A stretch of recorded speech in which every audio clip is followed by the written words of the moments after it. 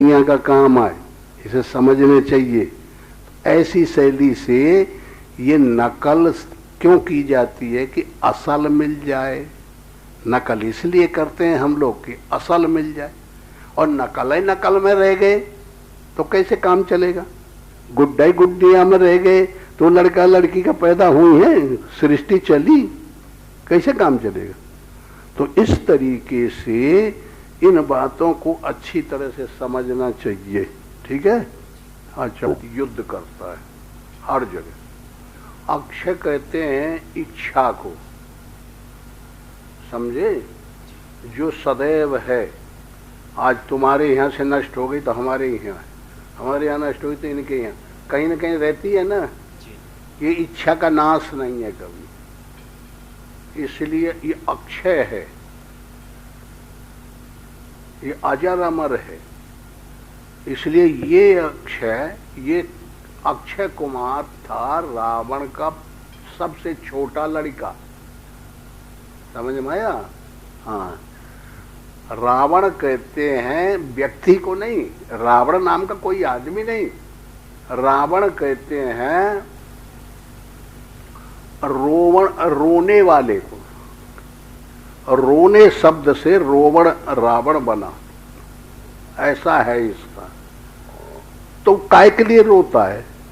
पैसा के लिए। हाँ पैसा, हाँ पैसा, गल्ला बढ़ जाए, पैसा बढ़ जाए, कपड़े बढ़ जाए, मकान बढ़ जाए, ये बढ़ जाए, ये बढ़ जाए, या मेरा, या मेरा, या मेरा। मोह क्या कहता है? ये सब मेरा। मोह कहता है ये सब मेरा, मेरा मेरा मेरा। प्रेम कहता है ये सब तेरा तेरा तेरा।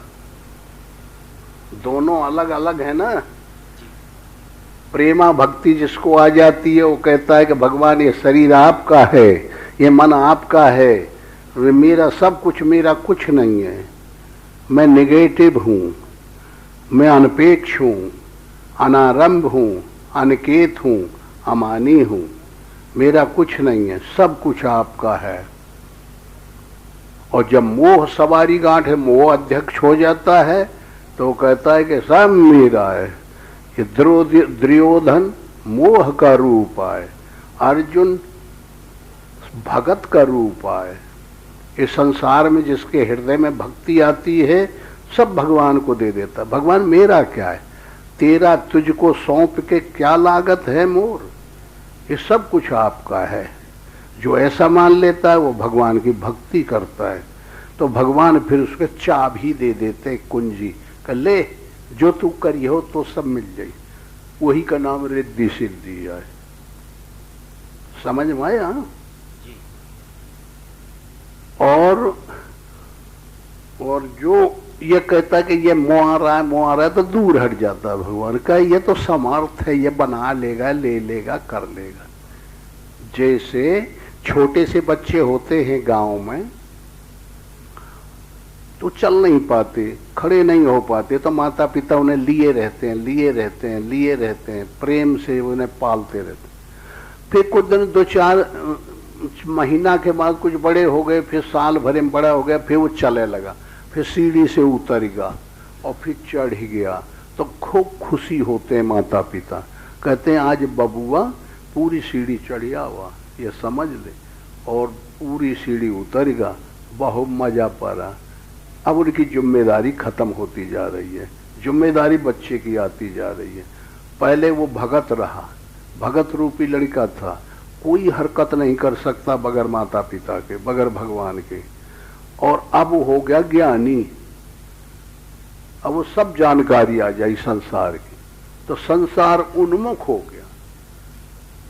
जब संसार उन्मुख हो गया तो वो लड़का सब कर रहा, तो फिर माता पिता वो से मतलब रखते हैं जब चलने फिरने लगा है। हाँ, ऐसे ही त्याग कर देते हैं, फिर छोड़ देते हैं दुनियादारी में, भागो भागो भागो भागो, फिर मर हिरा के भर बटा के चले जाते। फिर धन दौलत पड़ी की पड़ी रह जाती, पड़े के पड़े रह गए, पड़े के पड़े रह गए, खड़े के खड़े रह गए, मरे के मरे रह गए, फिर वो काम नहीं करते। हाँ, ये बता ही देते। तो इसलिए भाई ये बड़ी भारी बीमारी है कि जो कुछ है सब तोड़, हमारा कुछ नहीं। ये जो धारणा है ये बहुत उत्तम धारणा है। तो ऐसी शैली से देखिए, कृष्ण भगवान जब युद्ध नहीं रुकाया रुका, बड़े बड़े यत्न किए। कृष्ण स्वयं ईश्वर का रूप थे, लेकिन एक ही परिवार में और दो भाई के पुत्रों में झगड़ा हुआ और वो युद्ध नहीं रुका। जब नहीं रुका तो ये हुआ कि इसको होना है। हाँ, तो अब क्या किया जाए? तो कृष्ण ने कहा कि मैं भी यही में शामिल हो जाऊं। ठीक रही। तो बुलाया अर्जुन को और दुर्योधन को, कहा बोले देखो दोनों भाई हो, अब तू लोगों में विवाद हो गया, चाहे वो सही हो या गलत हो, अब ये कोई तो निर्णय तो तू लोग मानते नहीं हो। हमने बहुत उपाय किए, तो तुम ऐसा करो कि लड़ डालो, निर्णय हो जाए।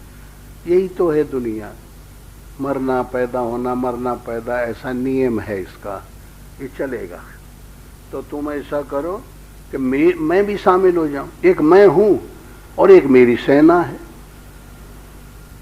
बस दो ताकत है मेरे पास। तो एक मुझे ले लो और एक पक्ष में मैं हो जाए, क्योंकि तुम भाई भाई हो, मेरे संबंधी भी हो, प्रेमी भी हो, सब कुछ है। तो कह ठीक है आओ। तो वो उनके अपने वहां रहे जहाँ रहते थे।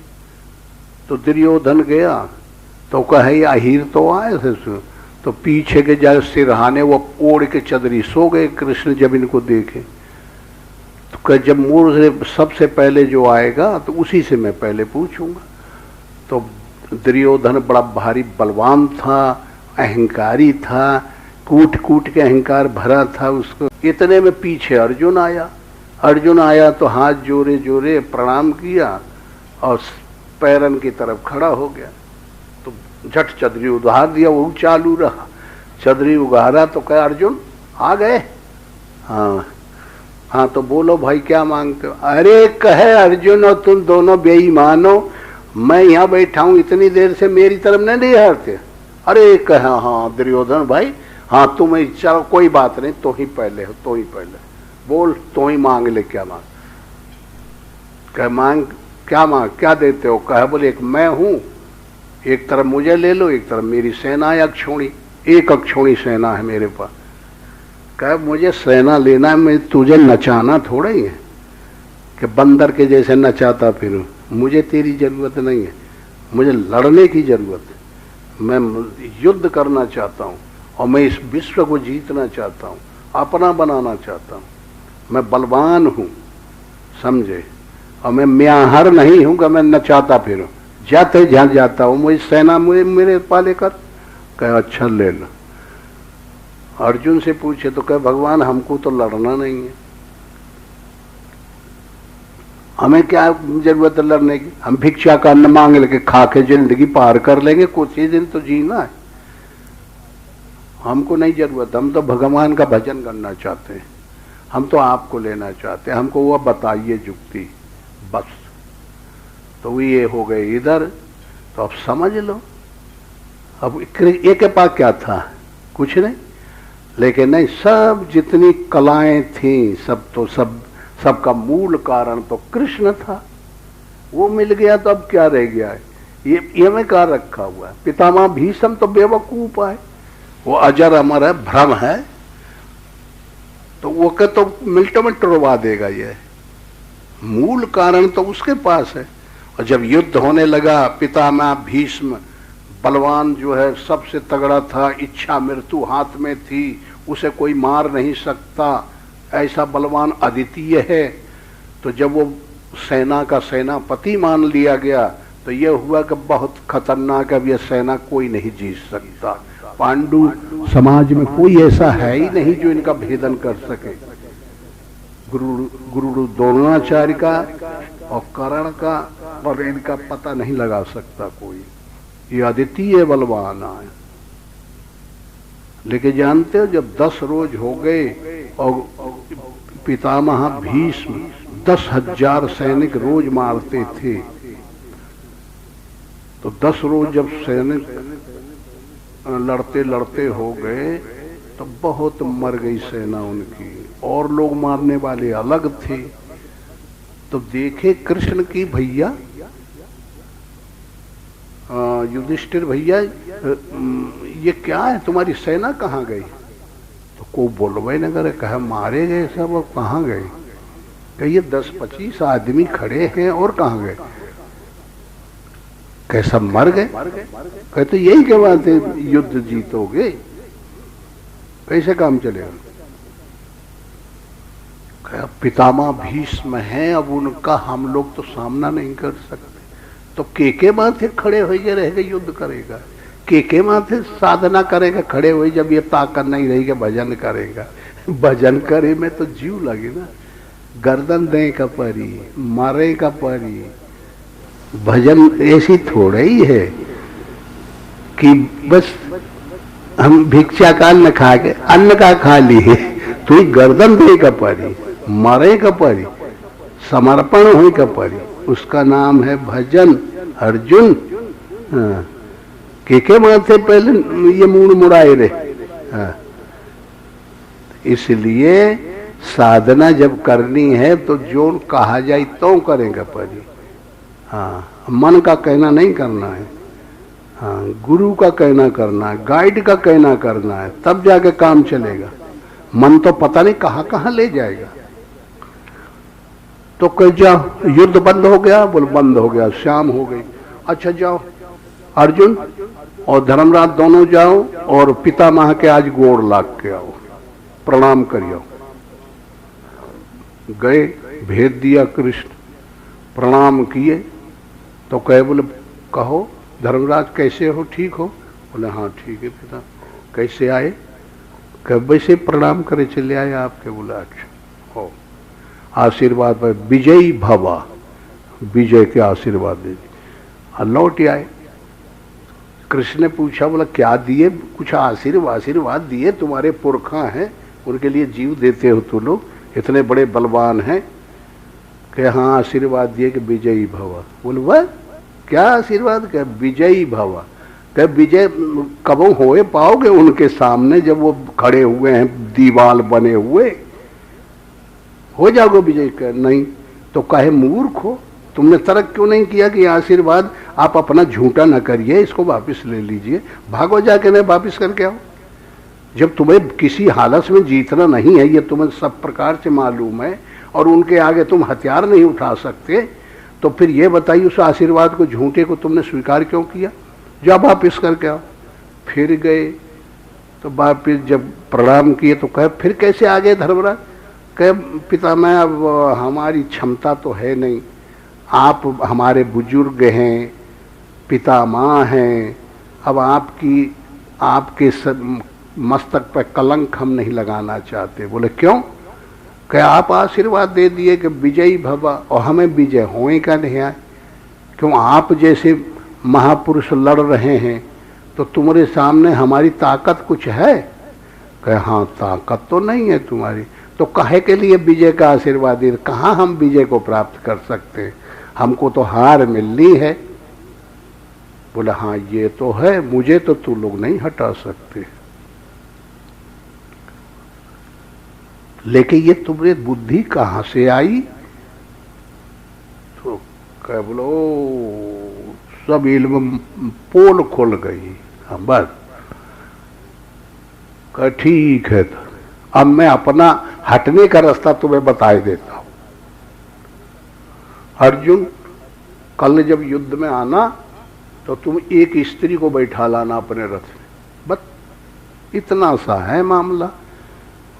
और जहाँ स्त्री देखूंगा तो मैं अपने धनुष तोड़ सब फेंक दूंगा, फिर तुम करते रहना जो मना में।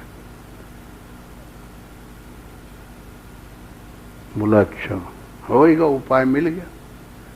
तो देखिए ऐसे ऐसे एमेंसिपेशन घुसी पड़ी हुई है, ये हमारे तुम्हारे साधना जब हम लोग करते उसके अंदर है।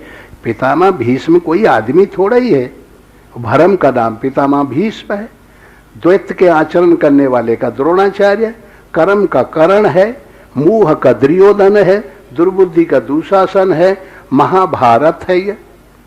महाभारत का मतलब महा कहते हैं डिग्री को, भा कहते हैं ज्ञान को, और रत कहते हैं कंटिन्यूटी, लगे हुए को। महान ज्ञान में जो लगे हुए हैं वो इसका रहस्य जानते हैं, वो महाभारत को जानते हैं, वो उसका उपभोग करते हैं। और यह माए बैठे हैं कि महाभारत ना पढ़ो ने लड़ाई हो जाई तो पब्लिक मर गई, वहां महाभारत थोड़े कभी हुआ। ये तो साधक के अंदर रोज हो रहा है। ऐसे इसको लेना पड़ेगा, समझे? अच्छा, चाहे माथा माने तो हामी भर लीजिए, माने तो हामी भर लीजिए। हाँ, मतलब मैंने चाहे अब भगवान के भजन के लिए हम तैयार हो गए। अब चाहे सिर फूट जाए, चाहे माथा, कुछ भी मर जाए चाहे, लेकिन हटेंगे नहीं। जो आदमी ऐसे सिद्धांत बना लेता है वो के लिए मंजिल कमजोर हो जाती है, ये बुराइयां धीमी पड़ जाती है।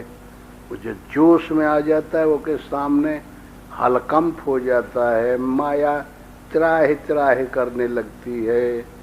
हाँ, जो लालची होता है, बेईमान होता है, हिम्मत नहीं बांधता, तो वो आदमी के लिए एक घटिया महाघटिया बन जाए, चढ़ाई न हो, समझे? हाँ हाँ, तो फिर पढ़ो। हाँ। नहीं, विभीषण का घर तो, विभीषण तो बारीक है ना, आकाशवत है, तो वो में का जलेगा? हमें तो कुछ जलने का है ही नहीं। अब वो कहने में नहीं आता, तो कविता की दृष्टि से उन्होंने अपने ढंग से बना लिया है। विभीषण कहते हैं एक आत्मा को, आत्मा अकल है, अनीय है, अभेद है, एक रस है। वो में आगी लगाओ तो जलेगा नहीं, जैसे ये आकाश जैसी है ये पोल, ऐसा है वो। ये आकाश फिर महातत्व, इससे बारीक, इससे बारीक प्रकृति, और प्रकृति से बारीक आत्मा, महान पारदर्शी, उसका नाम है विभीषण। वो है ताकत का पुंज, वो ये शरीरों के अंदर, सबके अंदर है आत्मा। तो वो कैसे जलेगा? पानी उसे गीला नहीं कर सकता। देखे कहीं मकान ऊपर नहीं है, रोज पानी बरसता है तो गीला नहीं होता।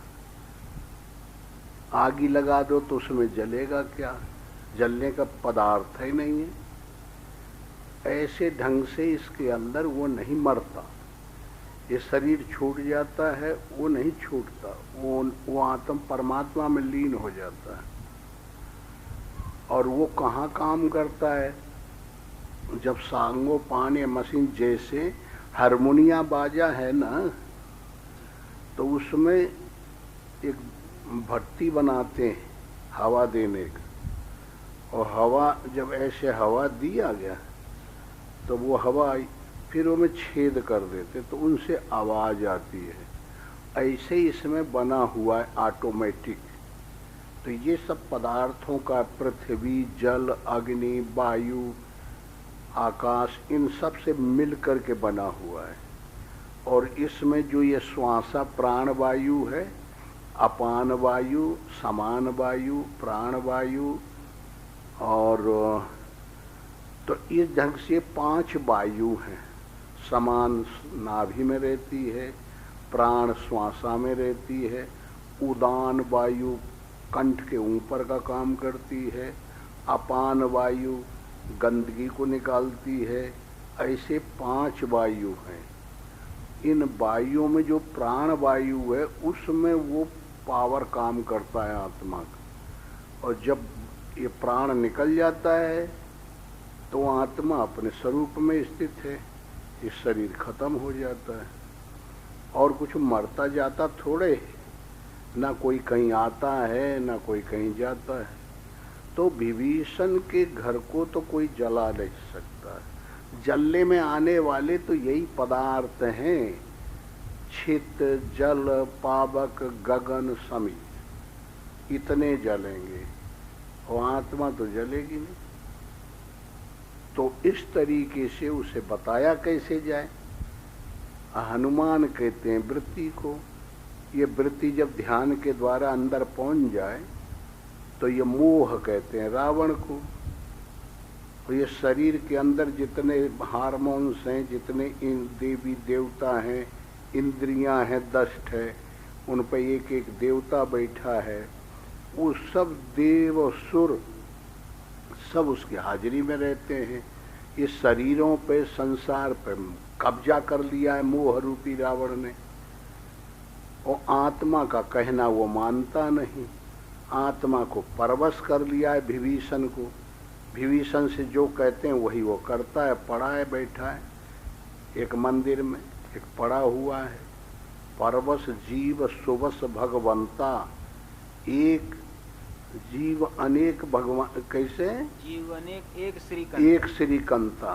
तो ऐसी शैली से जब ये आत्मा सब मिल करके जितने आदमी हैं सबकी एक हो जाए, ये हमको अंदर महसूस हो कि अब हम एक हो गए, तो वो ईश्वर की प्राप्ति होती है। और जब तक अलग अलग है तब तक जीवत्व है, उसी के पर भी वशीभूत रहना पड़ी मोह के। वो मोह रावण है, मैं दानव है, ये अहंकार और ये माया है।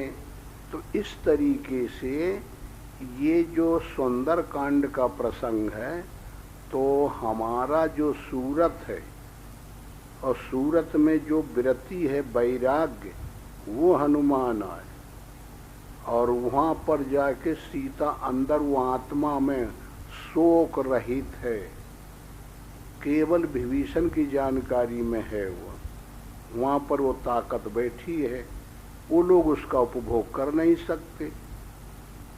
ये पदार्थ जितने हैं इनको भोगने वाले ईश्वर को जान नहीं सकते। तो इसलिए वो ईश्वर का दूत है, वैराग्य और राग का नाश करने में लगा हुआ है। ये शरीर लंका है, इसमें जो है पूंछ कहते हैं सूझबूझ को। जब सूझबूझ आ गई ठीक से, तब फिर यह हुआ कि ये सारे जितने विषय वासना है इसका हम त्याग कर देंगे, तो फिर ये शरीर जल के भस्म हो जाता है। इस शरीर रूपी लंका वैराग्य रूपी अग्नि लगाने से ये दुबला पतला हो जाए। जैसे महात्मा को जब अनुराग आता है तो एक आहार करता है, दुबला हो जाता है, पत्ते खा के रहता है, कंद मूल फल खा के रहते हैं, काहे जला देते हैं शरीर। यही जलाना है। और फिर जला करके इस शरीर की गहराई का वैराग्य रूपी हनुमान ने अच्छी तरह से पता लगा लिया कि इतनी क्षमता है, इतने ये बलवान हैं। इच्छाओं का नाश कर दिया। सबसे छोटा कुमार कौन है? अक्ष कुमार। इच्छाएं जो पैदा होती हैं इसको पहले ही मार दिया उसने। काम रूपी मेघनाद है इसने, और ये ब्रह्मास्त्र के द्वारा बांध लिया। ब्रह्मास्त्र क्या है कि सांसारिक नियमावली कि ये है कि इसको ऐसे मानना चाहिए, इसको यह न मानना चाहिए, इसको ऐसे करना चाहिए। ये नियम को नहीं मानेंगे तो आदमी 10 आदमी बुरा कहेगा। तो इस ब्रह्मास्त्र के द्वारा उसने बांध लिया। और बांधना उसने हनुमान ने खुद पसंद किया कि मैं बंध के अगर उनके पूरी पोल पट्टी देख लूं, क्षमता देख लूं, कितनी ताकत है, कितना लड़ सकते हैं, क्योंकि अब इनसे युद्ध भी करना है। इसलिए इनका कोष कितना है, इनका खजाना कितना है, इनके हथियार क्या क्या हैं, हमें क्या क्या तैयारी करनी पड़ेगी, ये सब अध्ययन करके और वैराग्य अंदर से प्रबल करके शरीर को ध्वस्त कर देता है। और जब कर देता है तो ये सब निर्जीव हो जाते हैं। इनके खाने पीने पकाने के राक्षसों के सब जल जाते हैं। तो राक्षसियाँ उनके लड़के बच्चे चिल्लाहट मचाते हैं कि बप्पा को राखी बर गए दादा रे दादा रे दादा रे। तो ऐसे जब चिल्लाहट बच जाती है तब इसलिए इस शरीर को तंग किया जाता है कि ये विषय की तरफ न जाए, ये स्त्री की तरफ न जाए, ये भोजन की तरफ न जाए, ये पदार्थों में आसक्त न हो, ये स्पर्श न करे, और नहीं तो फिर बुरी हालत हो जाएगी, फिर ये बलवान हो जाएगा तो फिर यही दंड भगवान देंगे। तो इस तरीके से इसको तंग किया जाता है शरीर को। इसलिए महात्मा लोग पच अग्नि तापते हैं, अग्नि जला लेते हो के बीच में बैठ जाते हैं, अन्न नहीं खाते, फलहार करते हैं, इच्छा भोजन नहीं करते कि हमारे अंदर ये शरीर के अंदर जो विषय है, विकार बढ़ रहा है, ये कम हो जाए, ये नष्ट हो जाए। तो इस प्रकार वैराग्य रूपी हनुमान ने और अनुराग रूपी आगी इतनी प्रबल जला दी कि जितने कर्तव्य रूपी कपड़े थे इस शरीर के धारण करने वाले रहने वाले राक्षसों के घरों में, और जितना उनके पास तेल तूल था सब डाल दिए, तो सब जल जल के भस्म हो गए। तो ऐसे ढंग से पूंछ बुझाए समुद्र में कूद पड़े, पूंछ बुझा के माता के पास खड़े हो जाते हैं कि माता मुझे कुछ छीना दीजिए। अब मैंने पोल पट्टी यहाँ की रीति रवैया सब अच्छी तरह से अध्ययन कर लिया है, अब मैं भगवान को इनका संदेश देता हूँ और जल्दी आप चिंता न करिए, अब हम लोग आने ही वाले हैं और इनको बाहर कूट के सबको निकाल देंगे और फिर तुमको हर्ष के साथ ले जाएंगे और जहाँ की तुम हो वहीं पहुँच जाओगी, और ये राक्षस तुम्हारा उपभोग नहीं कर सकते, तुम इनकी चीज नहीं हो, तुम चिंता न करो, बस देर नहीं है, आने ही वाले हैं। तो वो उसने आशीर्वाद दे दिया, वो चले जाते हैं भगवान के यहाँ, भगवान को पूरी रिपोर्ट दे देते हैं जैसे सीता को राम की रिपोर्ट दिए थे। तो अंतर जगत में साधक को चाहिए कि इस सीख से यही सीखे कि रोज अपनी रिपोर्ट दिन भरे की और हृदय में ध्यान करके अपने इष्ट देव के यहाँ दे दे कि भगवान मैंने जो बुरा किया भला किया, हमारा मन विषय की तरफ जितना भी गया या नहीं गया या जैसी कंडीशन में है, ये सब आप इसका गाइड करिए, आपकी शरण में है, जो कुछ मैंने किया है आपको समर्पण है, आप इसे स्वीकार करिए और मेरे को जल्दी से जल्दी सुधार करिए, और मुझे आप ही आप दिखाई पड़े और ये सब न दिखाई पड़े, हाँ बर्फ न दिखाई पड़े, मुझे पानी पानी दिखाई पड़े, जिधर मैं देखूं तिधर ही बस परमात्मा रूपी पानी दिखाई पड़े। ये संसार के मकान और ये हरा पीला लाल जो रंगा हुआ है दुनिया, ये बर्फ न दिखाई पड़े, क्योंकि वही पानी जम करके जब ये माया रूपी सर्दी लग जाती है तो वो संसार रूपी बर्फ बन जाता है, और जब ज्ञान रूपी गर्मी डाल दी जाती है तो ये गल करके न बर्फ पूरी गल गल के परमात्मा रूपी पानी बन जाता है। वही परमात्मा से ये माया बनती है, वही माया से परमात्मा बन जाता है। तो ये खेल मेरे सामने अब न करिए, इसका अंत करिए और इसको आप समेट लीजिए, और मैं तो आपको बस एक रूप में देखना चाहता हूँ, समझ में आया। और जिनको नए नए साधकों को दिखाना हो उनको आप दिखाते रहिए, मेरा एंड करिए, अंत करिए, ऐसी प्रार्थना भगवान से करते रहना चाहिए। शाम सुबह रोज हाजिरी देना चाहिए, रोज लंका ध्वंस करना चाहिए, रोज लंका में आगी लगाना चाहिए साधक को बैठ के, और रोज भगवान से प्रार्थना करनी चाहिए। तो धीरे धीरे धीरे धीरे परमात्मा फिर सुनने लगेंगे तो फिर बंदर चारों तरफ से इकट्ठे होके और इस संसार रूपी समुद्र के ऊपर और संयम रूपी सेत बना के और वो पार अंदर चले जाएंगे, और फिर इनको मार मार के राक्षसों को, और जो विकार हमारे अंदर बढ़ गए हैं, विषय चाहते हैं, अच्छा खाना चाहते हैं, अच्छी चीज चाहते हैं, बुरी नहीं चाहते हैं। तो इस तरीके से जो ये अच्छा बुरे का फर्क आ गया है, ये सब में एक ईश्वर देखने लगे और ये अंतर दूर हो जाए तो बस कल्याण का मार्ग प्रशस्त हो जाएगा और शांति मिल जाएगी। तो ऐसी नीति से चलना चाहिए। सस मंडल से अमृत टपके पीकर प्यास मिटाता है, मेरुदंड की सीढ़ी बनाकर सुन्न नगर चढ़ जाता है। हाँ, तो ये सस मंडल है। यहाँ जब ये श्वासा ऊपर जाने लगती है और अजपा चाप चालू हो जाता है, तब फिर यहाँ अमृत निकलने लगता है अंदर ताल्लू में। जैसे बहुत भूख लगी हो आदमी को और पदार्थ को देख ले खाने वाले को, तो यहाँ पानी आने लगता है ना मुंह में जी। उसको क्लोम रस कहते हैं, उसको योगिक प्रक्रिया में अमृत कहते हैं। तो वो रस आता है, वो बहुत अच्छी चीज है शरीर में। जब देख करके मुंह में थूक आ जाए, रस आता है ना, हाँ, वो बहुत अच्छा है। वो जब भोजन हम खाते हैं ग्रास के साथ, तो कुछ अंशों में वो मिलता है, तभी वो हम निगल पाते हैं। अगर वो न हो तो ये भोजन अंदर जा नहीं सकता, निगला नहीं जाएगा। ये नियम है, उसको क्लोम रस कहते हैं। वो यौगिक प्रक्रिया में वो है मधुबन। वो का दरवाजा कब खुलता है? वो अमृत का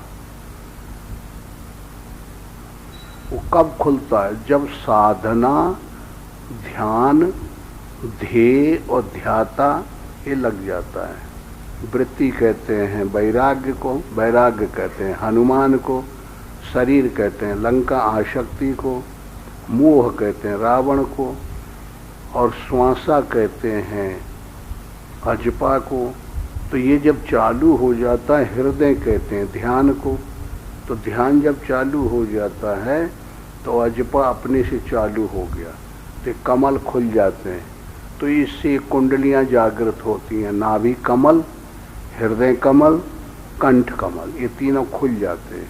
खुल जाते हैं तो इनके प्रभाव से और यहाँ से अमृत झड़ने लगता है। जैसे शंकर जी का कहते हैं ना, चंद्रमा कहाँ रहता है? सस मंडल में। हाँ, तो अमृत चंद्रमा के पास रहता है, तो वहाँ से मिलता रहता है। समझ में आया? तो ऐसे कथानकों में अलग अलग बना दिया गया है। तो यहाँ पर गोस्वामी जी ने ये जो हनुमान ने अध्यात्म प्रगति सबसे उच्च कोटि की कर ली है, अब ये रिसर्च खोज हो चुकी है। अब हनुमान साधक का मन वहाँ पहुँच गया ध्यान के द्वारा, परमात्मा शक्ति को देखा है, सीता को, सब ठीक हो गया है। हाँ, अब बस पहुँचना भर है वहाँ, इतना बाकी रह गया, तब ये अमृत मिलने लगता है। तो वही है मधुबन के मधु जबरदस्त। वहाँ का नियम यह है कि वही मधुबन खाएगा बंदर, मधु पिएगा जो भगवान का काम करेगा, और जो नहीं करेगा उसको कोई पी नहीं सकता। ये नियम है। क्या कहता है सुग्रीव? जो न होत सीता सुध पाई, मधुबन के फल सकई न खाई। हाँ, कोई खा नहीं सकता मधुबन के फल। मधुबन के फल वही खाएगा जो भगवान का काम करेगा, जो सही साधना में खर उतर जाएगा, सही उतर जाएगा। वो मधुबन का कोष यहाँ अंदर से खुल जाता है, तो वो अमृत मिलने लग जाता है। समझ में आया? तो इस तरीके से इसको ऐसी शैली से उन्होंने समझाया है। कैसे? और सुग्रीव क्या कहता है जी? हाँ। तब सब लोग मधुबन के भीतर आए। हाँ। और अंगद की सम्मति से सबने मधुर फल या मधु और फल खाए। और जब बर्जन लागे जी, तब घूसों की मार मारते ही सब रखवाले, अच्छा, रखवाले जो थे वो सब बर्जे लगे कि भाई न खाओ, उनका काम आया। तो फिर ये मार मार के भगा दिए सारे के। कहे कोई कायदा नहीं हो। कहे सुग्रीव महाराजा तुम्हें मार डरी हैं।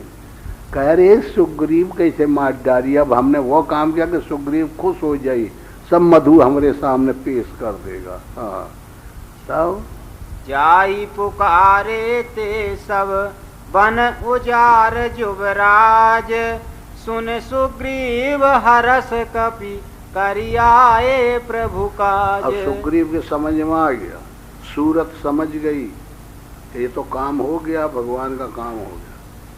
ध्यान लग गया और श्वासा खड़ी हो गई और सीता मिल गई और पता चल गया अब मिलने में क्या देर है। पता नहीं चल रहा था, यही देर थी। इसलिए यही कारण है अमृत का स्वाद इन लोगों ने जबरदस्ती लिया, नौकरों को मार मार के लिया। क्यों लिया कि अब हम तो काम करके आ रहे हैं और उस जीत के हिसाब से इस मधुबन का पान कर रहे हैं, हम गलत तो कर नहीं रहे। इसलिए नियम यह है कि जो भगवान का कार्य करेगा वही के लिए यह मधुबन रखा जाता है। हाँ साहब। उन सब ने जाकर पुकारा कि युवराज अंगद वन उजाड़ रहे हैं। यह सुनकर सुग्रीव हर्षित हुए कि वानर प्रभु का कार्य कर आए हैं। न उनकी सफलता मिलती, साधना में सफलता न मिलती तो फिर ये मधुबन का फल कैसे खा सकते हैं? ये कभी नहीं खा सकते। ये मिलबे न करिए, जागृत न हुई, कोष्टक खुलबे न करिए, कुंडली जागृत न होगी। इसलिए ये सुग्रीव को पता चल गया, भगवान से बता दिए, ये पहले ही पता चल गया कि ये काम हो गया। हाँ फिर सुग्रीव सूरत मेमोरी, ये जो सूरत से हम जो देखते हैं भगवान के चरण, भगवान में ध्यान लगाते हो सुग्रीव ये राजा है, इसके अंदर बहुत सी बातें हैं वो सब बंदा रहा है। हाँ विचार कैसे करना है, कैसे देखना है, कहाँ करना है, और उसका मूल जो है वो सूरत है। हाँ तो उसी वही के आदेश पे सब काम होता है। और सूरत पहले जब नहीं भजन होता था तो सूरत मारा मारा सुग्रीव बाली के डरे, कर्म रूपी बाली आए। ये जो कर्म आए इधर से इधर भगा रहा है, इधर से इधर भगा रहा है, उसका ठिकाना नहीं था। ये हर आदमी की जो कंडीशन रोज हो रही है वही आई है घटना रामायण। इसलिए रामचरित्र मानस है, राम के चरित्र मन से सबके हृदय में हो रहा है। ये सूरत सुग्रीव का कहीं ठिकाना था? कर्म रूपी बाली डंडा डारे रहत रहा, या पहाड़ से वो पहाड़, वो पहाड़ से वो पहाड़, कहीं ठिकाना था? डर के मारे भागत फिरत रहा। लेकिन वैराग्य रूपी हनुमान जो त्याग आया, इसने काम करके नहीं तो राम को लाके और सूरत रूपी सुग्रीव को दोनों को मित्रता करा दी। और जहाँ मित्रता हुई तहाँ कर्म रूपी बाली मारा गया। और मारा कैसे गया? हनुमान के द्वारा। ये जो गया लंका वंका, कहीं गया वया नहीं, ये सब यहीं प्रक्रिया हो रही। तो ये बड़ी भारी कठिन रिसर्च है, खोज है। बड़े बड़े ब्रिलियंट वाले दिमाग वाले आदमी हमें बैठे खोज करें, और जिनके पास कोई काम ना हो तो फिर जाके कर रहस्य मिले, वो ऐसे नहीं मिलता। ये समझ में आया?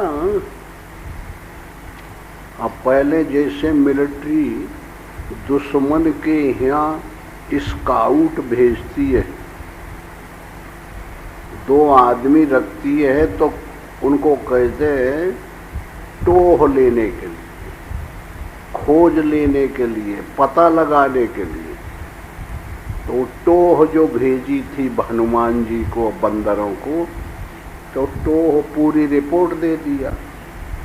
अब टोह की जगह पे पूरा कार्य में परिणत करना है। अब जो मन साधक का भजन में बैठ गया तो बहुत बारी करते करते चिंतनों से मन को हटाते हटाते हटाते हटाते एकाग्र हो पाता है मुश्किल से।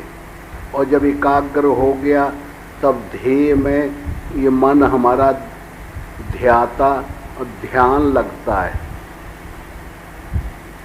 और जब तक इस मन के अंदर चिंतवनों का नशा रहता है, चिंतवनों में लगा रहता है, तब तक वो नहीं रुक सकता। वो खड़े न हो, इधर भागेगा, इधर भागेगा, इधर भागेगा।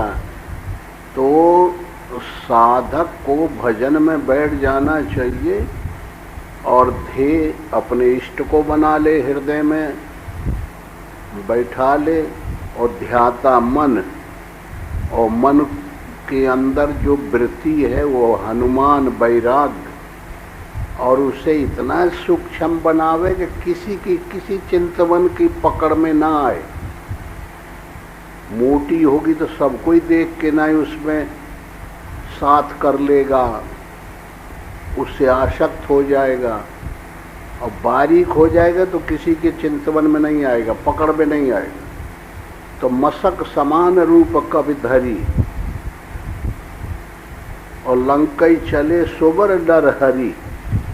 ये शरीर रूपी लंका के अंदर आसक्ति को छुड़ाने के लिए, और कौन कौन विकार इसमें भर गए हैं उनको निकालने के लिए हनुमान जी टोह ले जा रहे हैं, पता लगाने जा रहे हैं। तो पता पूरा लगाया है, समझ में आ रहा है। हाँ, चिंतवन सूरत रूपी हनुमान, वैराग्य रूपी हनुमान, सूरत रूपी हनुमान, अब सब एक ही चीज है। और कहाँ क्षमता है, किस जगह पे है, कैसे रहती है, क्या करती है, वो जो है इस शरीर के अंदर प्रवेश कर जाते हैं। सूक्ष्म शरीर विचार से खो जाते हैं, कारण शरीर में विलीन हो जाते हैं, और फिर जो है विभीषण आत्मा से भेंट करते हैं, उसके एंड में पहुंच जाते हैं। जो सार इसके अंदर है, सबका मालिक है, सबको ताकत वितरण कर रहा है, इशू कर रहा है, सबको दे रहा है, वो परमात्मा से भेंट करके जब उससे कहते हैं कि भाई मैं ऐसे ऐसे शांति की खोज में आया हूँ, शक्ति की खोज में आया हूँ, भक्ति की खोज में आया हूँ, वो कहाँ मिलेगी, कैसे मिलेगी, तो उसका रास्ता आत्मा रूपी विभीषण सब बता देता है, वैराग्य रूपी हनुमान को। और अंदर अंदर ये साधन के द्वारा जब ध्यान हमारा लग जाता है, तब ये उसको बताता है अंदर अंदर। और जब तक हमारा ध्यान बाहर की वस्तुओं में लगा रहता है, तब तक वो नहीं समझ ही नहीं पाता, पहुँच ही नहीं पाता, विभीषण से भेंटे नहीं हो। तब फिर भोजन से भेंट होती, कपड़ों से भेंट होती है, पदार्थों से भेंट होती है, काम से भेंट होती है कि हमें मारे डाले थे काम करा करा के नहीं। इनमें मन लगा रहता है, और इनमें इसलिए मारेगा परी कि ये नहीं अगर काम करेंगे तो यह मन रुकाया न रुकेगा। अगर हम इस शरीर से कुछ न करेंगे तो ये तो आलसी का सर और शैतान का घर। जितना हम खा के आराम करें तो ये भजन वजन कुछ न होगा, ये सब मन कभी भी नहीं रुकेगा बेईमानी की तरफ से। कहा जाता है कि आदमी अच्छे अच्छे पदार्थ का भोजन करता है, मिनरल्स, प्रोटीन, फैट और विटामिन्स वगैरह सब युक्त भोजन करता है। ये बताइए, बुकरिया, भेड़, बंदर दिन भर पत्ती वत्ती खा के गुजर करते हैं, तो वो तो कामदेव उनका तो रुकाया नहीं रुकता। और इतने अच्छी पदार्थ खाने वाले का मन रुकेगा तो कैसे रोकना है।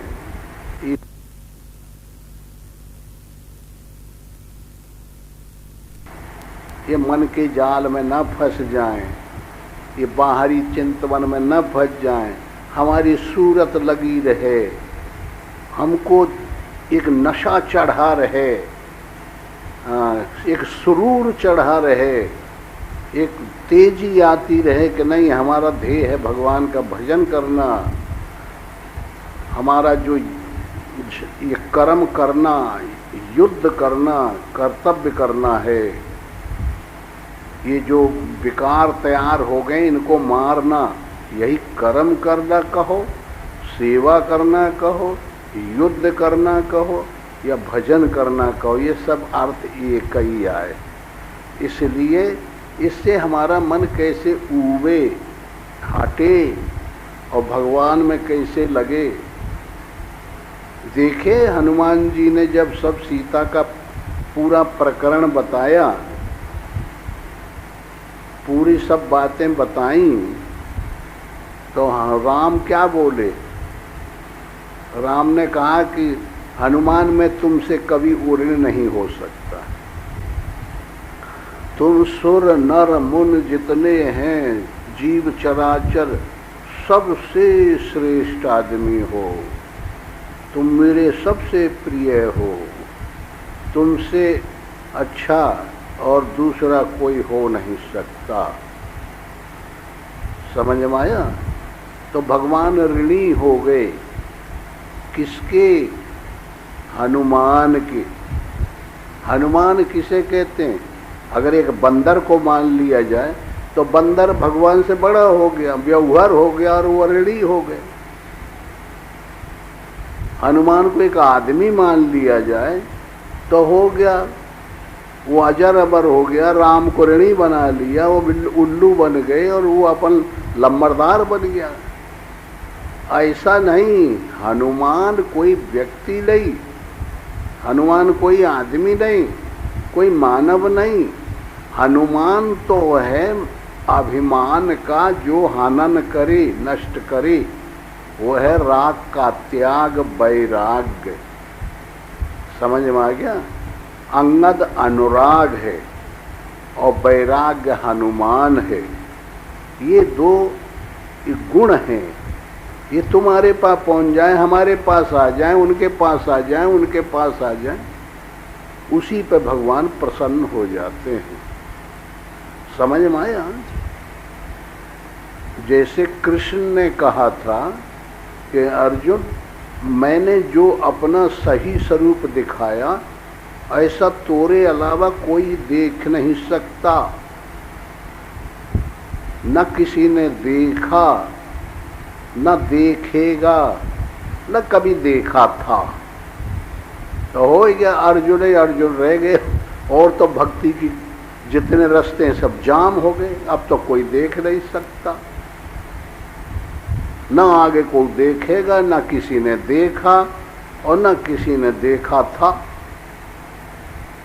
तो ये अर्थ अच्छा नहीं माना जाए, अर्थ ये अच्छा माना जाएगा कि अनुराग का नाम है अर्जुन। समझ में आया? वो किसी के पास हो सकता है, जिसके पास हो जाएगा वहीं पर भगवान खुश हो जाएंगे, व्यक्ति नहीं। ऐसे ही इसमें अर्थ आएगा। तो इसलिए हनुमान से जब उन्होंने इतनी तारीफ किया कि हनुमान तुमसे कोई बड़ा नहीं, तो वो चिल्ला पड़े, त्राहिमाम त्राहिमाम त्राहिमाम, रक्षा करो भगवान, रक्षा करो, रक्षा करो।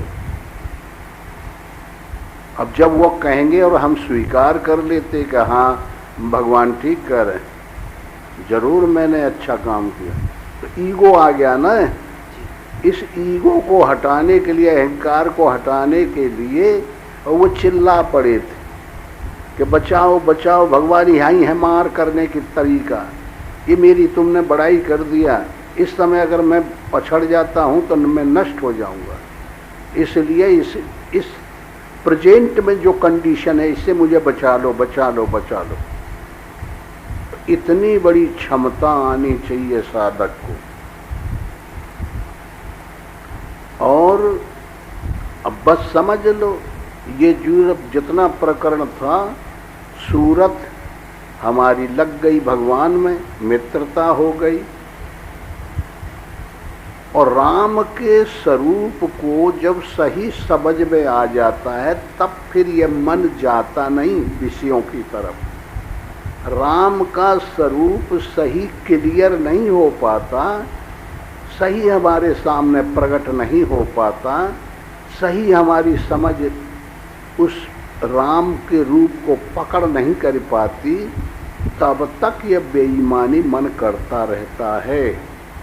चाहे यूँ समझ लो, चाहे यूँ समझ लो कि जब तक अनेक जन्म के पाप अंदर बैठे हैं और वो उसका मन को दौड़ा रहे हैं, वो मसाला भरा हुआ है, वो बैटरी, विषय की बैटरी जला रहे हैं, तब तक ये हमारा मन ईश्वर उन्मुख नहीं होता। और जिस समय ईश्वर के विचार, ईश्वर की रहनी, ईश्वर समाज में कैसे है, ईश्वर सब में व्यापक कौन तरीके से है, ये स्वरूप जब पकड़ में आ गया और समझ में आ गया सही, और उसको हमने नट बोल्टों से कस लिया, तब जब समझ में आ गया तब फिर ये मन नहीं जा सकता, फिर मन भगवान में लगा रहता है, फिर उसको चांस नहीं मिलते इधर उधर जाने के लिए। अब जहाँ हम तो अब बोल रहे हैं तो वही भगवान के पेट में है, ऐसे कर रहे हैं तो भी भगवान के पेट में, अब कहाँ जाएगा ये? पहले तो हम ये समझते थे कि अब ये हम मकान के बाहर निकल गए, अब तो बाहरों निकल गए, वहाँ भगवान है, यहाँ भगवान है, वहाँ भगवान रहा, अंदरों भगवान है, अब कैसे जाए छोड़े भगवान है? समझ में आ रहा है? ऐसे ढंग से जब हमको अपने को इंलार्जमेंट कर देना है, बड़ा बना लेना है, सर्वत्र बना लेना है, अब हम अल्पज्ञ बन जाएंगे तो दूसरा, यहाँ हम हैं तो यहाँ ये दूसरा कोई होगा, ये में दूसरा कोई होगा, तो जब हमसे वो अलग है, हम अलग हैं, तो उनका संबंध होगा, यही का नाम माया है। अब जब हम ऐसे समझ हमारे अंदर आ गई कि ये जो अलग था ये अब अलग नहीं है, ये अलग नहीं है, वे अलग नहीं है, ये तो एक ही हो गया, ये तो बर्फ के ढेले थे, तो ये ऊंचा था, ये नीचा था, ये का थोड़ा दूसरे ढंग का था, ये पीलापन लिए था, ये सफ़ेदपन लिए था, ये तो बर्फ एक ही है, एक ही परमात्मा से ये बना हुआ है। परमात्मा तो हमको मिल गई, परमात्मा रूपी पानी मिल गया, पानी के अलावा और कुछ इसमें है नहीं। तो जब ये चीज़ समझ में आ जाए तब यह मन फिर जब मैदान नहीं पाता दौड़ने के लिए, विषय करने के लिए जगह नहीं पाता, फिर जिधर जाएगा तिधर ही वही समुद्र में जाके बीच में छोड़ दे, अब कहाँ जाए ये बताइए? आए पानी पानी है ना चारों तरफ। हाँ, तो ऐसा जब तक समझ सही परमात्मा की नहीं आ जाती कि परमात्मा का ये स्वरूप है, ऐसा खाखा है, ऐसा वो काम करता है, ऐसे ढंग से सब में ओत प्रोत है, इस जगह पर कारण बन के कार्य धारण किए हुए है, कहीं कार्य बन के नहीं कारण को धारण किए हैं, ये अनोन्यान्य आश्रित दोष हैं, ये सब 9वीं क्लास की बातें हैं, फिर उसके बाद 10वीं क्लास की बातें हैं, फिर 11वीं क्लास की बातें, फिर सब होते होते होते होते आखिरी में कितने सब्जेक्ट लड़के को पढ़ने पड़ते हैं, फिर 4 सब्जेक्ट रह गए 12-13 के बाद, फिर 2 सब्जेक्ट रह गए, फिर 1 सब्जेक्ट रह गया, फिर वो ख़त्म हो गया। ऐसे ढंग से ये समझ जब आ जाएगी परमात्मा की, तब फिर ये जो ये समझ है कि जितने बंदर हनुमान जांबवंत सुग्रीव ददबल नियमनल नीनल और जितने और भी हैं केसरी फलाने फलाने, ये सब कथानक हैं इसी प्रसंग की, जहाँ तहाँ टुकड़े टुकड़े टुकड़े टुकड़े हैं। बड़े बड़े महात्माओं ने साधना की और उसी प्रसंग में ये सब ले लिया गया। समझ में आया? अब जैसे शंकर जी हैं, हम बताया करते हैं कि शंकर जी शरीर अनुगत चेतन का प्रतिबिंब है, ये शरीर का देवता है, इसका मालिक है, इसका अध्यक्ष है। समझ में आया? अच्छा, और शरीर ही का अध्यक्ष को है वह जो सुर रहा हुआ का नाम रहा? दक्ष प्रजापति। आए दक्ष प्रजापति काहे बंद किए बैठे? चालू जी। हाँ, दक्ष प्रजापति। हाँ, दक्ष। ये दक्ष भी ये सांसारिक मुहब्बा की जो डिग्री है कि फलाने लोग तारीफ करें कि वो आदमी बड़ा अच्छा है और समाज में माननीय है और वह कमांड कर सकता है, समाज को समान संभाल सकता है, उसको दक्ष कहते हैं। वहू का चेतन का प्रतिबिंब है। हमें संसारी विद्या का भी चेतन का प्रतिबिंब है। जितने देवी देवता हैं इसके अंदर कोसोग हैं, जगह जगह इंद्रियों पे स्थान बने हुए हैं। उनमें कोऊ में वरुण है, कोऊ में कुबेर है, कोऊ में दिग्पाल है, कोऊ में चंद्रमा है, कोऊ में सूर्य है, कोऊ में और देवता है, कोऊ में कोई देवता है, इंद्र हैं। तो ये सब देवता अलग अलग हर एक चीज में है। तो जब किसी साधना को हमें करना होता है मानव को, तो भगवान शंकर प्रसन्न किए जाते हैं कि पहले हमारा मूवमेंट हमारे शरीर कंट्रोल में हम करें। तो जब शंकर जी प्रसन्न होते हैं तो देखिए हनुमान जी मेहतारी का क्या नाम था? अंजनी। अंजनी। फिर अनुराग तैयार होना चाहिए। अनुराग की प्रशक्ति है अंजनी। ये ताकत हमें कहाँ से मिले अंजनी की?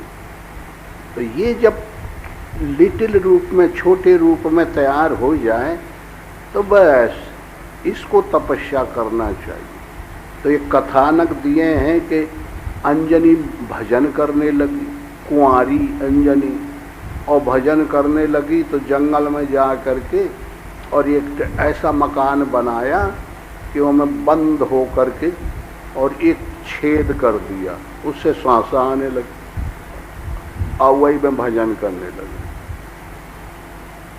और जब भजन करती रहे तो उधर से शंकर जी आए। तो जब शंकर जी आए तो वो में गुनगुन हुआ रहा। तो कहे को है रे ये मैं? तो फिर बताए आप कौन है? कहे मैं शंकर जी हूँ। बता को थे? कहे मैं अंजनी हूँ महाराज, मैं भजन कर रही हूँ। बोला अच्छा। तो कहे मंत्र अंतर लिए है? कहे मंत्र तो नहीं लिए। तो कह लगा का नियम है? तो ये पोल जो है ये गर्भाधान हुई है। ऐसी एक कहानी ऐसे कुछ होता नहीं, लेकिन ये बनानी पड़ती है इसे। वो समझ में कैसे आएगा? अंजनी और समझ में आए ऐसे बतावे तो तुम लोगों को समझ में ना आई कि अंजनी है, अनुराग में प्रशक्ति अंजनी आए। अंजनी जब भजन करने लगी तो शंकर भगवान ने आशीर्वाद दे दिया। आशीर्वाद से जट देशना वैराग्य रूपी हनुमान तैयार हो गया उस अनुराग के पेटे में। और वैराग्य हुआ तो हनुमान जब पैदा हुए तो सूर्य को निकल गए। तो सूर्य कैसे गए? श्वास को खड़ा कर दिया। ये क्षमता है वैराग्य में। तो इस तरीके से जहाँ ये देवी देवता पैदा होने लगे अपने शरीर में, शुरू में मालूम है जब रामायण का प्रसंग आता है तो गौ बन के पृथ्वी दौड़ी कि ये भार मेरे से सहन नहीं होता पापियों का। फिर वो देवताओं के पास गई, देवता सुरन के पास गए, फिर ब्रह्मा के पास गए, ऋषि मुनियों को लिए। फिर ब्रह्मा जी ने कहा कि भाई अब इसका इलाज तो मेरे पास भी नहीं है, चलो शंकर जी के पास चले। शंकर जी ने गए तो कहे बोला अब क्या किया जाए, ये सब बेहाल आए, राक्षस इतने बढ़ गए हैं कि ये शरीर रूपी ये गाय, ये शरीर ये गोनाम इंद्रियों से बना हुआ ये बेम परेशान है। और दुखी है, देवता सब अरेस्ट हो गए हैं, और श्वासा, ये जो श्वासा चल रही है, ये शरीर में जो आनंद स्वर्ग होना चाहिए, तो ये मैं नरक हो गया है। राक्षस देवी देवताओं को मार मार के अरेस्ट कर लिए हैं, और दानव लोग, उनका राज हो गया है स्वर्ग पर। तो अब क्या किया जाए? अब यह पाप का भार है तो चल नहीं पा रहा है, अब कैसे हो, शांति है नहीं। तो शंकर भगवान ने कहा, बोले चलो फिर भगवान के पास। तो विष्णु भगवान के यहाँ गए, तो सब कहे, बोले तो भाई अब ये तो कैसे मिले? तो शंकर भगवान ने कहे कि ये कई युक्ति है, कहाँ भगवान नहीं आए, भगवान तो सर्वत्र हैं, बस भगवान की प्रार्थना करो, वहीं प्रकट हो जाएंगे। भगवान को कहीं तुम जगह बनाए परे हो, ये कला शंकर जी जानते हैं, दूसरा कोई जानता नहीं। तो सब लोगों ने प्रार्थना की तो भगवान प्रकट हो। तो उन्होंने कहा कि जाओ, बांदर तन धर धरने पर हरिपद सेव जाए। सब लोग, हनुमान जी तुम पैदा हो जाओ इंद्र और वह पवन के रूप, पुत्र के रूप में, और फलाने तुम पैदा हो जा, तुम्हारे पास कई ताकत होंगी, तुम ऐसा करना। ये बड़ी भारी गणित लगाई गई, और ये गणित ही ये है साधना, और गणित ही सत्संग है, और गणित ये वेद पुराणों की सब बातें हैं। यही को समझने का नाम भगवान का स्वरूप समझ में आ जाता है। तो कितना बड़ा गणित लगाया गया कि हनुमान जी पवन पुत्र हो गए, लेकिन पवन कैसे? वह केसरी, केसरी मतलब जो सबसे जिताहिल हो, उसे कौन न जीत पावे, इतनी क्षमता वाला, उसका नाम केसरी है। उसके पुत्र हैं ये, उस टाइटल के, उस डिग्री के, और पवन पुत्र है। वह वीर्य जब धिकाया गया तो हवा से धिक गया, तो पवन के पुत्र हो गए। और शंकर सुवन, और शंकर के भी पुत्र हो गए, वीर्य शंकर का था। तो कितने क्षमताएं आ गई इनके पास, पवन की ताकत आ गई, शंकर जी की क्षमता आ गई, और केसरी की ताकत आ गई। हाँ, और जितने देवी देवता थे, श्वासा को जब जीता था तो सब लोग एक तरफ से कह दिए कि भाई अंधकार हो गया चारों तरफ। तो सबने प्रार्थना की, तो अंजनी से सबने प्रार्थना की कि हम अपनी अपनी क्षमता तेरे पुत्र को दान करते हैं। तो इसीलिए जो है सबकी ताकत आ गई। अब रह गया एक पीछे से राक्षसी आई, या देवी देवता जौन कोई काली भाड़ी रही हो, तो वो आकर के कह गई, कहे हनुमान जी जो तुमको डिग्रियां मिली हैं ये सब तुम्हें याद न रहें, ये सबसे बढ़िया आशीर्वाद रहे। तो हमें तुम्हें साधन को, जब हम साधना करेंगे, तो साधना जब करेंगे तो हमारे हृदय में ये सब क्रियाएं होती हैं जो इसमें लिखा हुआ है। हमारा ये शरीर मचल जाता है, दुखी होता है कि हम जो बुरे बुरे बुरे विचारों में फंस गए, इनसे आहत हो गए, घायल हो गए, परेशान हो गए, इनसे भगवान छुड़ा लो। ये भार सहन नहीं होता। तो फिर सब देवता, भगवान का आदेश हो जाता है कि ऐसे ही ब्रह्मा पुत्र जामवंत हो गए, नल नील शिल्पकारी पुत्र हो गए, इंद्र पुत्र अंगद हो गया, ऐसे ही सब पुत्र होते होते होते बंदर बंदर ब्रह्म ज्ञान रूप बन गया चारों तरफ। तो ये जाल बन के तैयार होता है, और फिर जा कर के साधक की, कि भगवान की जो स्थिति है वो समझ में आ जाती है। और जब समझ में आती है तो फिर जो है एक चौपाई है ना, कि राम का रूप जिन्होंने जान लिया जी, हाँ, उनके समझ कभी गलत नहीं होता है। कुछ है ना जी,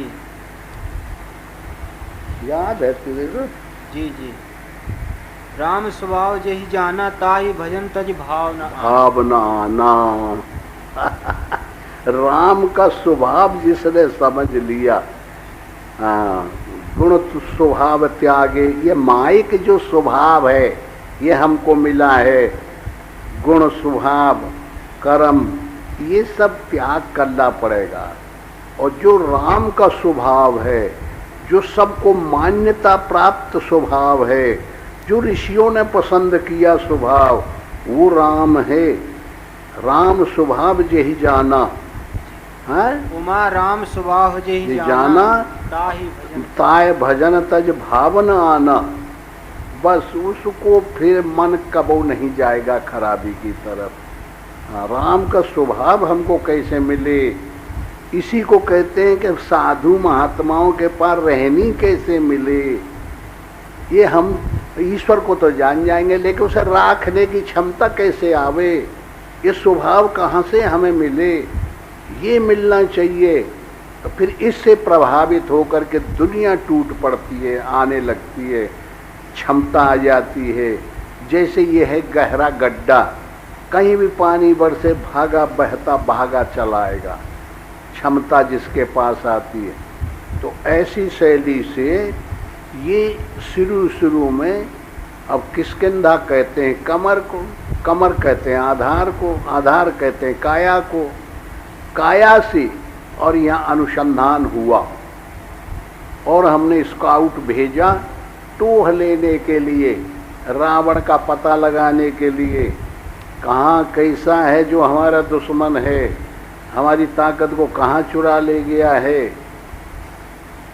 क्या कर रहा है, कितनी ताकत है, कैसा है, क्या करेंगे, हमें क्या करना पड़ेगा और कैसा है ये, इस सब पता लगाने के लिए हनुमान जी जाते हैं और चोरी चोरी ध्यान के द्वारा हम भजन करते हैं। तो उसमें यह पता चल जाता है हमारा मन वैराग्य वृत्ति के रूप में, और वह वृत्ति कहते हैं वैराग्य को, वैराग्य कहते हैं हनुमान को, और जाता है फिर शरीर में जाता है, शरीर में रुकना चाहता है तो सुरसा से झगड़ा होता है।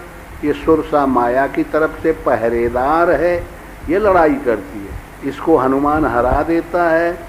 फिर सूक्ष्म शरीर में पहुंच जाता है तो वहाँ सांख्य की है वो परछाई पकड़ के खींचने वाली, उसको हरा देता है माया की प्रति रक्षा पंक्ति को तोड़ करके। फिर कारण शरीर में चला जाता है और कारण शरीर जो लंकिनी है, जो विषय में लो लगा रही है, उसको भी तोड़ देता है। तब फिर राम से भेंट हो जाती है, विभीषण से। राम और विभीषण में कोई अंतर नहीं है, विभीषण का ही अवतार राम ये पैदा हुआ है। ये कथानक बहुत पुरानी है। ये कौशल्या वौशल्या जौन राम की महतारी है, ये रावण के यहाँ रही हैं पहले। तो लोग छेपकों में अभी पढ़े नहीं है रामायण को, ये बहुत सी कथाएं हैं छेपकों में, ये बड़ा भारी प्रसंग है यह। तो विभीषण का लड़का है राम। विभीषण आम पब्लिक में जैसे साधारण संसार में रहते हैं, उसमें जो आत्मा है शरीरों में, उसका नाम विभीषण है। और विष्णु किसको कहते हैं? जो साधन संपन्न होने लग जाए उसका नाम विष्णु है। कुंडली जागृत हो जाए, उसमें पड़ा दिखाई पड़ने लगे, ध्यान लगने लगे, लक्ष्मी गोड़ दबा में रिद्धि सिद्धि आ जाए, साधक आगे जब हायर लेवल में पहुंच जाता, उसका नाम है। और ये राम जो त्रिकालदर्शी है, गुणातीत है, ये सर्वत्र है, ये वही तत्व है जो अनादिकाल से चला रहा है।